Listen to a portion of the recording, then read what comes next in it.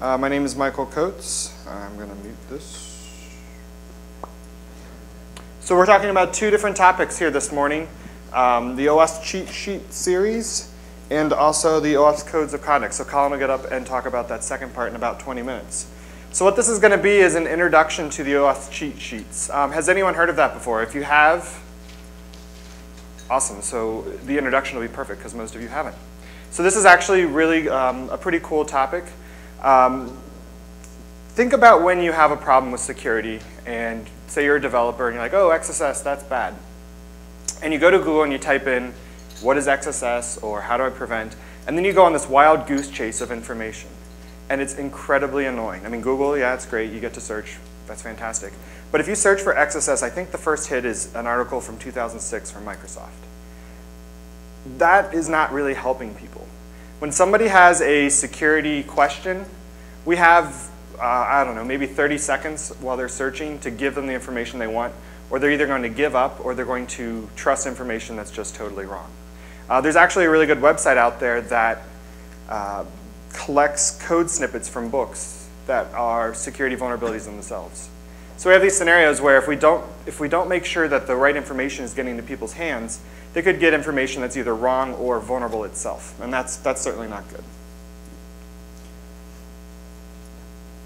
So the OWASP cheat sheets they have a few objectives. One of them is to be compact. And what these are is the cheat sheets cover various topics. I think there's 10 or 12 in total. And they want to cover this information in a very easily digestible way so that users can go to these documents and get the information they want quickly. If we just gave everybody a book on Crosssite scripting, that would accomplish nothing because that's not their goal, to sit there and read 400 pages to try and address the issue. They want to get that information as quick as possible. So we strive in these cheat sheets to make sure that we're not being overly verbose, we're just giving the information they want. While we're trying to be compact on these topics, we want to make sure that we're covering all the different bases and that these things are comprehensive. Something like, again, cross-site scripting, there's a lot of different variations. You can have reflected, stored, you can have DOM-based. And we want to make sure that when someone comes to these web pages, they get all of that information in one shot. The other important aspect, of course, is to make sure it's correct. The cheat sheets, when you look at them, you'll find at the bottom we have a list of the different authors and who's reviewed them. And they actually go through a decent process online to make sure that the information is right, it's accurate, it's conveying everything that needs to be, and then we actually include who's looked at this information. So you can take a look at the people that are building it, the authors, have a little bit more confidence in what information you're looking at. So I think that's kind of a nice touch. So here's a list of the different cheat sheets that are out there so far. So we've got authentication cheat sheet, cross-site request forgery, crypto storage, input validation, an entire cheat sheet just on DOM-based XSS. Talking about forgot password. I think that's a good one because when you look at an application, how many people here actually do pen testing of apps? You know, forgot password, they always mess that up. And the best thing is when you hit forgot password and they say, you don't need to reset it because we're going to send you your old password. And you're like, fantastic, you store it in the clear. So the forgot password cheat sheet is a nice one to address that area that, you know, everybody gets that wrong in one way or another. An article on SQL injection. The security architecture one sounds pretty interesting, and that one, I've looked at it a little bit and something I'll probably look at a little bit more. Session management, the transport layer protection cheat sheet, and then, again, the cross-site scripting one. The transport layer protection cheat sheet is one that I actually wrote, and that's about how to do SSL correctly. And I'll talk to it a little bit. Well, yes, because I wrote it and I know it really well, but I think it goes to the point of the cheat sheets, and that is, at first, when you think about a topic, any of these topics, even if you have the basic fundamental ideas in your head, and even if you know those correctly, there's a lot of edge cases that you might not have thought about, and that's where the power of these cheat sheets come in. And with the transport layer protection one, myself and the other authors, we went through and we talked about all the different ways that somebody messes up SSL in their application. And it's not at the protocol layer, but it's more at the when you decide on your login page and whether or not the landing page that you start at to type in your password is SSL or not, a lot of people will make that not SSL and then post to SSL. They'll make the argument that, sure, the credentials are going across in the clear, so everything's great. But if you think about it, if you had a man-in-the-middle attacker, they would just change the first page and have it post somewhere else altogether.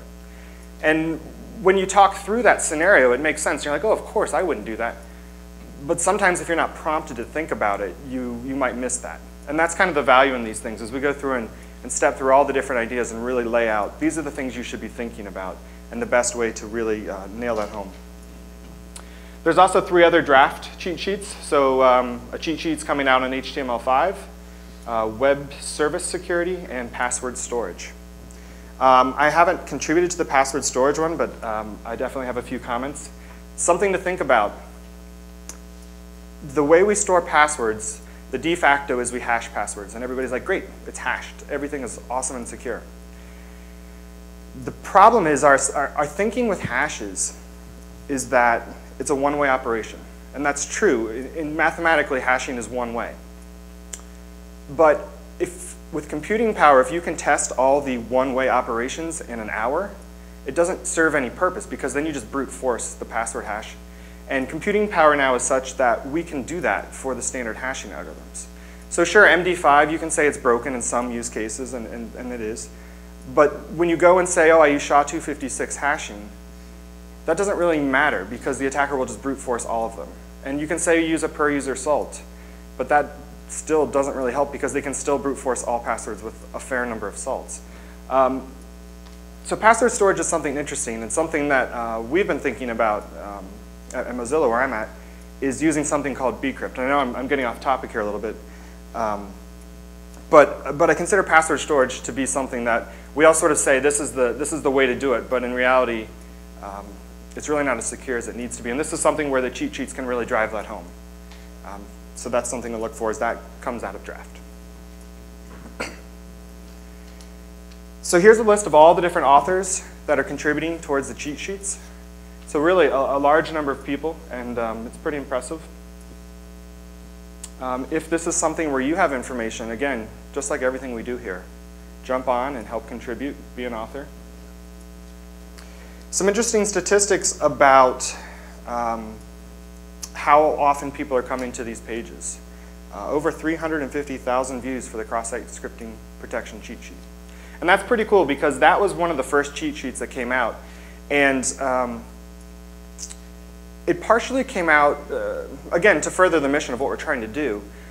But there was also a Crosssite scripting cheat sheet for attacking that was made many years ago, I believe by Robert Hansen on his site.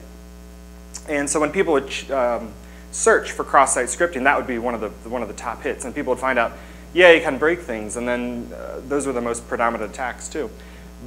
But we kept having this breaker mentality, and no one was working on fixing the problem. So it's nice now when you search for Crosssite scripting cheat sheet, you get both how to break and then how to fix it. So that's pretty cool that those are some of the top hits. But in total of all the different cheat sheets that we have, over 740,000 views. So we're doing pretty good here of drawing people in. Unfortunately, you would hope we'd have good Google search engine ranking for all of them, but we don't. So I think it's important to identify these cheat sheets and how they can be used in your organization and make sure that developers are aware of them so that when they have a question, it's not whether or not they happen to get to the cheat sheet. They know that it's there and they can reference that.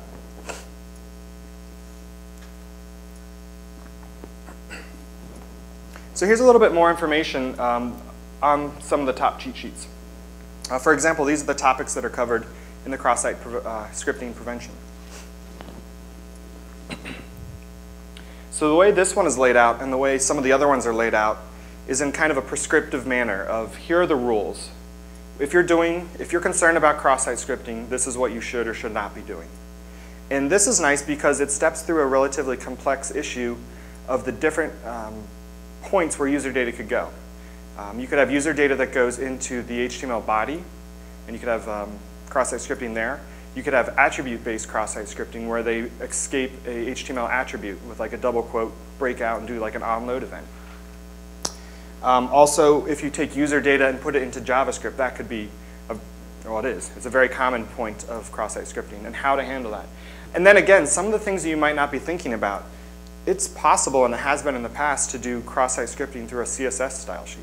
Or, yeah, CSS style sheet, but you know, CSS. It's something that you wouldn't immediately think would be possible. But at the same time, if you're taking user data and for some reason or another putting it into a style sheet, it gives you those things you should be thinking about and how you should be doing your encoding to prevent that. Now, whether or not this attack is still valid, I don't know the specifics, but at one point in the past, it was definitely an attack vector. And similarly, here's the SQL injection prevention cheat sheet. And so we go through and we talk about the different ways of preventing SQL injection. You could do prepared statements, stored procedures, or you could try to escape the data itself. And as those that are familiar with this know, some of these techniques have drawbacks or potential weaknesses. So we talk about which option is recommended and some of the things to think about if you're going with an option that's maybe not the most robust, and how to do that securely or be aware of its shortcomings or pitfalls. And then also here we give examples for some of the more common databases.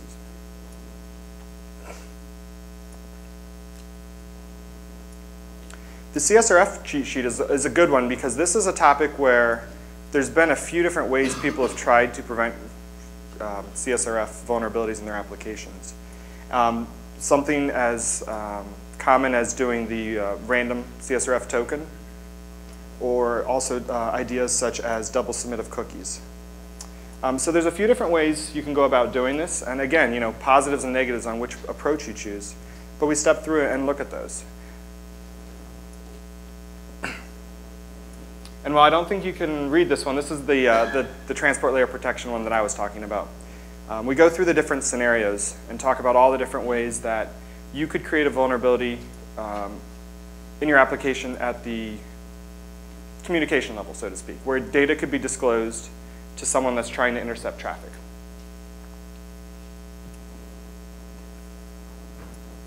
And lastly, of the top 5, I wanted to also point out the authentication cheat sheet and some of the topics that are covered there. Cool. So where are we going with this project? I think right now we have a good number of cheat sheets up there.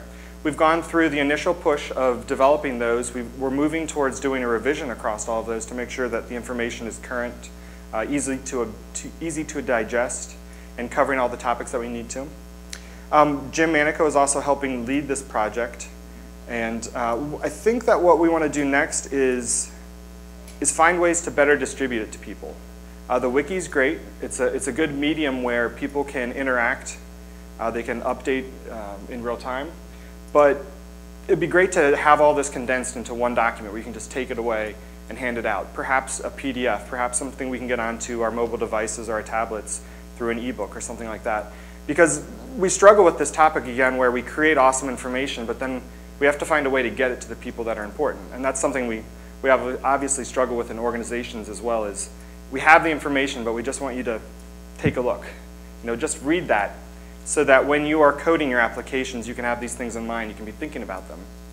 But I think this is a really good first step because it's brief. And that's what I found as well, that the developers, they want the information. They want to do things correctly, but they don't want to search through an encyclopedia to make that happen. So the quicker we can give them exactly what they need, the higher chance that we're going to be successful. Right. Good morning. I guess this is the second part of the presentation on a couple of OWASP projects.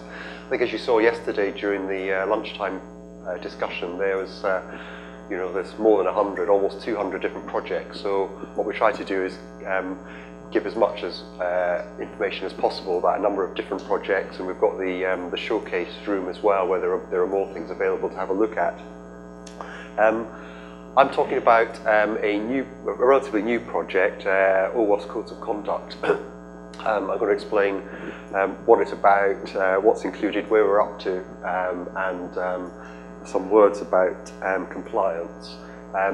It's at a different sort of audience than the cheat sheets series, but this is, you know, OWASP needs to try to influence behavior in lots of different ways, and we try to do that, you know, with developers, with architects, designers, QA people, but we also try to influence in some ways, some things like standards organizations, government bodies, try to alter the marketplace a bit, alter the perception of application security. So we do these things at all different sort of levels and hope they contribute to the mix. So you won't hear anything about pretty much any of the language that you saw on Michael's slides. You certainly won't hear the word cloud, advanced persistent threat, or even examples of code. There are some things that are like rules, but they're somewhat different. Sometimes people think code of conduct and they think, okay, rules of an organization. Well, I'm not talking about any of these things. They do exist. I'll just mention them just in case you are interested. On the wiki, there are things about usage of OWASP brand, bylaws of the organization, and a disclaimer about content. There's an upcoming projects handbook. I think it's a long way forward about how projects are run and managed. And there are things specifically for chapters and speakers at chapter meetings and so on, and the finance of chapters. And similarly for conferences, there's rather a lot of material. So I'm not speaking about any of this stuff, but it does exist if you thought codes of conduct related to how OWASP goes about its work. So therefore, these documents don't target any of these people, or possibly not particularly anyone in this room. It might target some organizations you work for or participate in. And it certainly targets your the government bodies that affect the way your business and your own country actually operate. So at the moment, these are the types of groups that we're trying to target with these documents, and I'll explain why. Government bodies, standards organizations, standards groups, education institutions, trade organizations, so professional membership, industrial, particular sector membership organizations, and also application security, training, skill certifying bodies. So those are the things. And the idea here is what we're trying to come up with is what could all these sorts of other organizations do? If we as OWASP said what would be the top few things, 1, 2, 3, 4, 5 things that each of these types of organizations could do to support OWASP's mission, what would those be? So if someone came to us and said, okay, we are, we're ISO, we're writing standards, what's the most important things that OWASP thinks we should do? Okay, you've got a minute or two just to define those. Well, that's what these documents are about. OWASP mission is there, so what we're trying to do is to make application security visible. So how could all these other organizations, types of bodies and so on contribute to that? We're not saying they're going to do it, they're just sort of aspirational. We're saying, okay, this is what we would like organizations to do. So they're just a set of minimal standards, a bit of a baseline. They're not necessarily difficult to achieve. That doesn't mean they're going to be very easy to achieve, because obviously there's a lot of inertia in organisations. There'll be resistance. There's always other concerns and people lobbying for this, that, and the other. People may not think it's important, but we thought we'd document them. The ideas came mainly from the OWASP Summit that was in Portugal earlier this year, and there was some working sessions relating to government bodies, standards groups, and education institutions, and there was also a separate working session about certification bodies. And as a result of those, the outputs of those produced some draft documents. And I must have to admit, I didn't actually attend any of those working sessions that you saw there. So I sort of picked up on it somewhat afterwards and provided some input and a bit of rewording on some of the things. And since that time, the draft documents were languishing a bit. They were sort of like just floating around in some email lists and things. So I offered to try to pull that together as a project, formalize it, document it. And at the moment, they are still draft documents, but we're hoping to produce some release, give them, go through the project review and formally issue them as release documents so that we can then go and promote them and pass them on to people who we might know in relevant organisations. And I subsequently created one for trade groups, which is very similar to the others. And I'm chatting at the moment with Jeff Williams about possibly one for commercial organisations that develop software themselves. Okay. So what's generally sort of in them? There's a cover sheet with, at the moment we're giving them sort of different color names, so there's sort of shortcut names for them. So the certifying bodies is there's a red book one, it's sort of a pinky tint really. And then the structure of them, there's some introductory text, a small number, 2, 3 or 4 things that are the mandatory parts of the code of conduct. Of course, no one needs to do them, they're not necessarily mandatory really, only if you adopt them they're mandatory. And then there's other recommendations which I'm going to run through briefly, the sorts of things here. And then on the back we've got references about the codes of conduct and obviously some material about OWASP. So I'd just like to step through each of them fairly rapidly. The green book's aimed at government bodies, so this would be local, national, regional government, but also departments, directorates, agencies, and any other sort of statutory body, because obviously the names might be different in different regions of the world. The important issue here is that government bodies have got a huge influence on application security potentially, because one, they are potentially very large consumers of application software, and also they've got potentially quite a lot of influence over many industries and the behavior of individuals. So what OWASP would wish, of course, is that they use this power to ensure that software applications are secure enough for their intended use. So for government bodies, we've got quite a few things. We're saying requiring application security, build application security into software acquisition guidelines.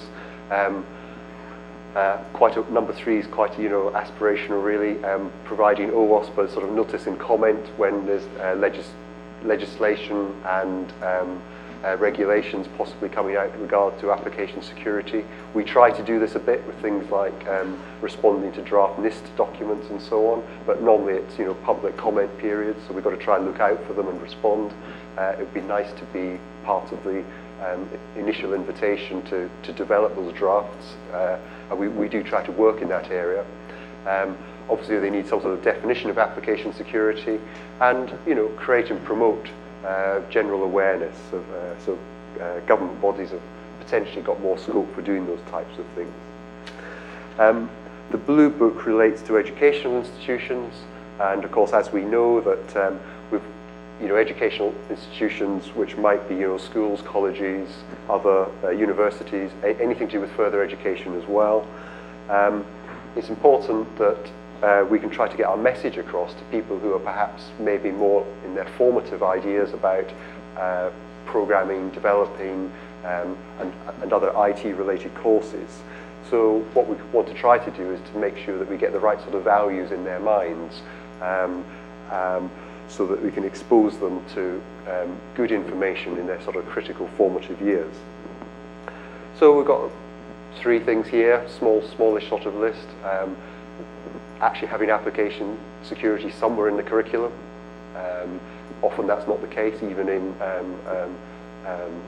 computer science type courses, even software development type courses. We would like educational institutions to have courses dedicated, of course, to application security. We also feel it's quite important that we try to get educational institutions tied together with local chapters. And that's a way to potentially grow OWASP chapters as well. Yellow book aimed at standards groups, so this would be people potentially like British Standards, ENISA, IETF, ITU, ISO, NIST, etc., etc. And our wish here is that sort of every technical standard that involves software should actually take time to consider whether there are any possible application security risks in the material that the standard's talking about, and if so, address that in the standard.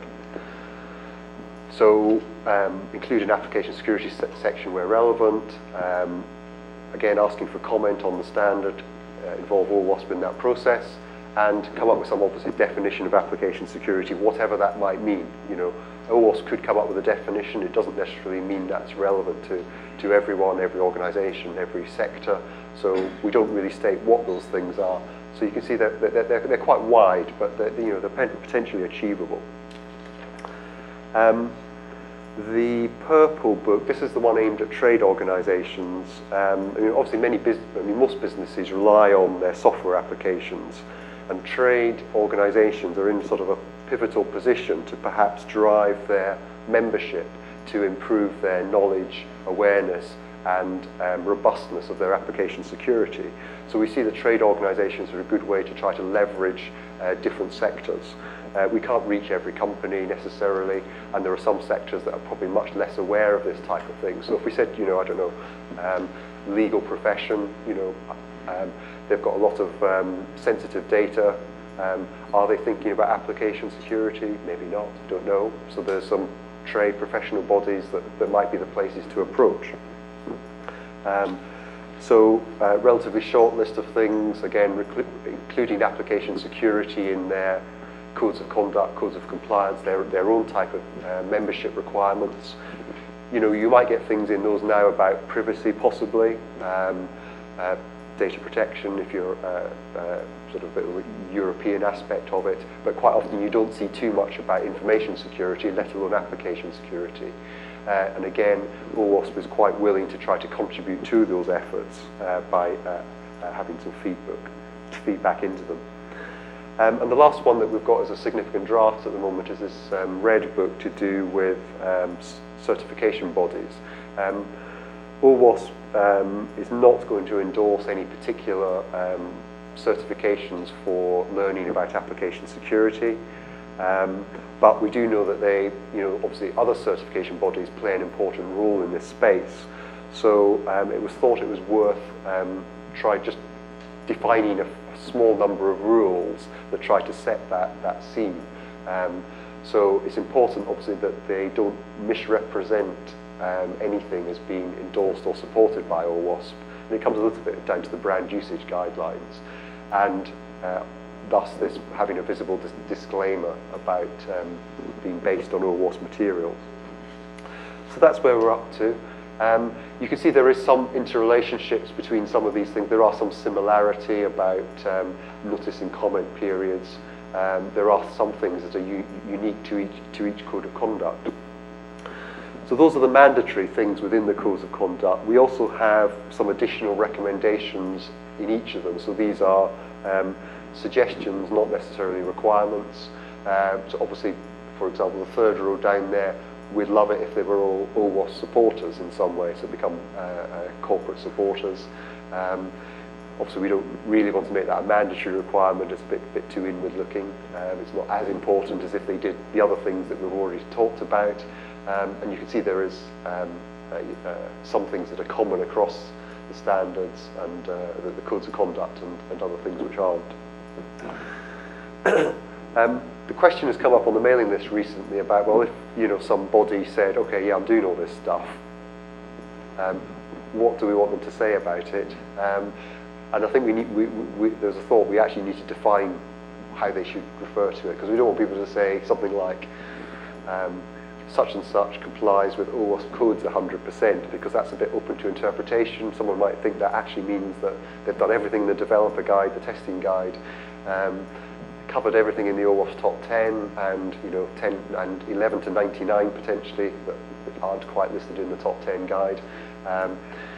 And because, of course, we've got the word code in there, codes of conduct, there is this danger someone says it's OWASP code compliant. And of course, there's different meanings there that we have to be very careful about. And one idea that has been floated by Jason Lee is potentially to suggest to people that we give them some sort of format and they provide their own self-justification as to why they think they comply with these things, and perhaps provide some links and make sure that that if we come up with some idea, this is the only way they can say it. So it's a bit like labeling, but it then makes sure that we include the sort of disclaimer about not endorsing anything. And of course, we haven't got the logo on here either. So that's some thoughts. It's a little bit of a formative process, but it'd be quite nice to get some feedback from people about those. We do have this one about, which might be called the Grey Book for software development companies coming along. And the idea there is, I think the requirements might be something along the lines, making sure they've got a application security awareness program for software developers and managers, having engineering processes to identify and mitigate application security risks, and also have processes in place to ensure that those mitigations are present and working in the correct manner in the applications.